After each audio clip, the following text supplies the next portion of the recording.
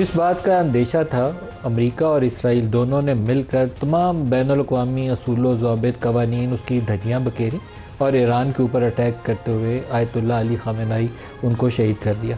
Iran के ऊपर जो हमले हैं, ये किसी भी बैनुल-अक़वामी कानून के तहत उनको सैंक्शन नहीं किया जा सकता।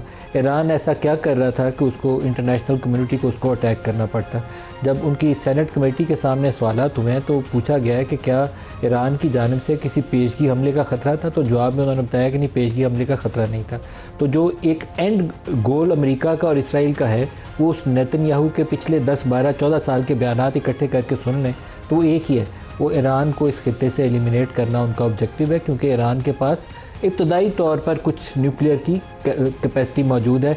वो न्यूक्लियर वो स्टेज पे नहीं है जो 93% एनरिच्ड यूरेनियम आप कर लेते हैं और उसको आप एक बम की या डिवाइस की शक्ल ले जा सकते हैं। वो अभी बहुत इब्तदाई शक्ल में, क्रूड फॉर्म में अगर कोई बम बनाना हो तो शायद वो इस काबिल हो। अदरवाइज़ जो रिफाइंड डिवाइसेस खुद इसराइल बनाता है, वो ईरान के पास सलाहियत नहीं है। और पिछली दफ़ा भी जब इन्होंने वो 30,000 पाउंड के ऊपर से बम गिराए थे तो दावा ये किया था कि हमने उनकी इस्फ़हान में, नेतन्स में और दीगर जगहों पे जो न्यूक्लियर साइट्स हैं उनको मुकम्मल तबाह कर दिया। तो अब दोबारा क्या करने गए थे?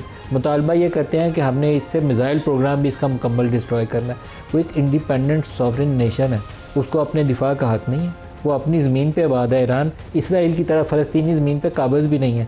तो जितने दुनिया के असूल ज़ाबित हो सकते हैं, उस सारों की नफ़ी करते हुए ईरान के ऊपर हमला किया गया, उनके सुप्रीम लीडर को असैसिनेट किया गया, वहाँ सिविलियन की कैजुअलिटीज़ हुई, स्कूल के ऊपर अटैक हुआ, बच्चियों के ऊपर, उसकी ख़बरें आ रही हैं। तो ये एक ऐसा अफसोसनाक लम्हा है जहाँ मुस्लिम दुनिया के पास इसका कोई हल नहीं है, बल्कि उसका फॉलोआउट जो है वो हो सकता है मज़ीद मुस्लिम दुनिया के अंदर खून रेज़ी की तरफ ले जाए। जितनी मिलिट्री बेसिस हैं इस इलाके में, वो बेशतर मुसलमान ममालिक के अंदर अमेरिका ने अपनी अपनी बेस बनाई हुई है। यूएई के अंदर भी वो बैठे हुए हैं, बहुत बड़ी उनकी एयर बेस कतर के अंदर है, सऊदी अरेबिया के अंदर वो बैठे हुए हैं, बहरीन के अंदर बहुत बड़ा उनका एक नेवल अड्डा है। इन सारी जगहों के ऊपर ईरान ने अपने मिसाइल मारे हैं। तो अब जवाबी तौर से उधर से भी रिएक्शन आ रहा है। तो एक ऐसी दुनिया दोराहे के ऊपर खड़ी है जहाँ जो नेतन्याहू का पसंदीदा काम हो सकता था ना, वो जो एक एक्सट्रीमिस्ट माइंडसेट है उनका कि वो मुसलमान दुनिया में कहीं अमन सुकून ना आ जाए।